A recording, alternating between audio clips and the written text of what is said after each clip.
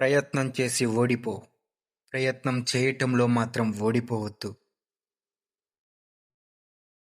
నిన్నంతా గతము, నేడంతా సుఖము. ఇక రేపటికెందుకు భయము? నీదే జయము.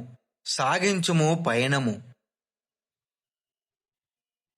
మనం గెలిస్తే చప్పట్లు కొట్టేవాళ్ళు, ఓడిపోతే భుజం తట్టేవాళ్ళు, నలుగురు లేనప్పుడు ఎంత సంపాదించినా, ఎంత పోగొట్టుకున్నా పెద్ద తేడా ఏమీ ఉండదు.